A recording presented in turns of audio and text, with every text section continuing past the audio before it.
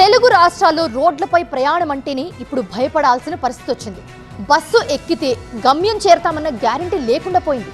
క్షణం ఏమరపాటు ప్రయాణికుల పాలిట మృత్యు పాశంగా మారుతోంది.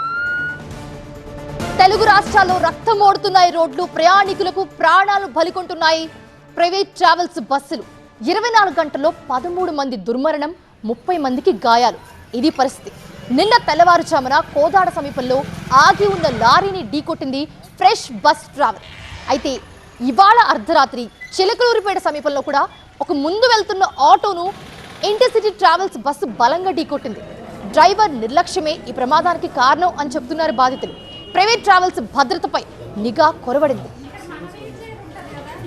ఒక్కరోజు గడవక ముందే 2 తెలుగు రాష్ట్రాల్లో వరుస బస్సు ప్రమాదాలు కలకలు రేపుతున్నాయి. ఒక ఘటనలో నిద్రలో ఉన్న ప్రయాణికుల నిద్రలోనే ప్రాణాలు తీసేస్తే, మరో ఘటనలో అయితే ముందు వెళ్తున్న వాహనాన్ని ఢీకొట్టడంతో ప్రాణాలు గాల్లో కలిసిపోయాయి. గంటల వ్యవధిలోనే కుటుంబాల్లో విషాదం, రోడ్లపై రక్తపు మరకలు, హాస్పిటల్స్లో క్షతగాత్రుల ఆర్తనాదాలు. ఇప్పుడు ఇదే ప్రైవేట్ ట్రావెల్స్ బస్సులు ప్రయాణానికి కనిపిస్తున్న భయానక చిత్రం మనం క్లియర్గా చూస్తున్నాం.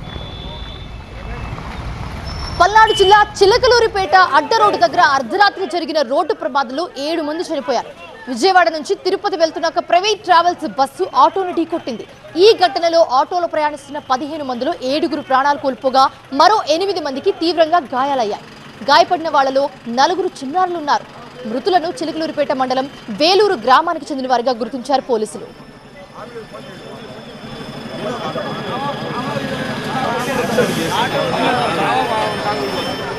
ప్రత్యేక బాధిత కుటుంబం బాపట్ల జిల్లా కోడమంజలూరులో పుట్టినరోజు వేడుకలకు వెళ్లి తిరిగి వస్తూ ఉండగా ఈ ప్రమాదం చోటు చేసుకుంది.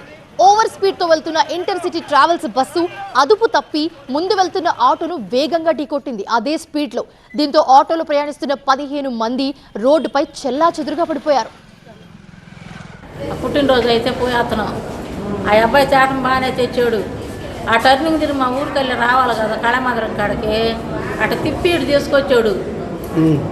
ఈ గుంటూరు నుంచి మరి బస్సు ఏందో మేమైతే చూడలేదు, పటక్కన కొట్టింది. మరి ఎవరు చచ్చిపోయారు ఎవరు ఉన్నారో తెలియదు మాకు కూడా.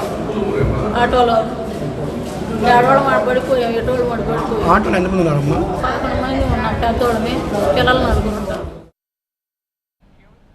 నిన్న సూర్యాపేట జిల్లా కోదాడ సమీపంలోని దొరకుంట వద్ద జరిగిన ప్రమాదం చూస్తేనే వెన్నులో అందరికీ వణుకు పుడుతోంది. హైదరాబాద్ నుంచి ఏలూరు వెళ్తున్న ప్రైవేట్ ట్రావెల్స్ బస్సు రోడ్డుపై ఆగి ఉన్న కంటైనర్ను వెనక నుంచి బలంగా ఢీకొట్టింది. బస్సులో నిద్రిస్తున్న ప్రయాణికులకు ఏమైందో అర్థమయ్యేలోపే ప్రాణాలన్నీ గాల్లో కలిసిపోయాయి.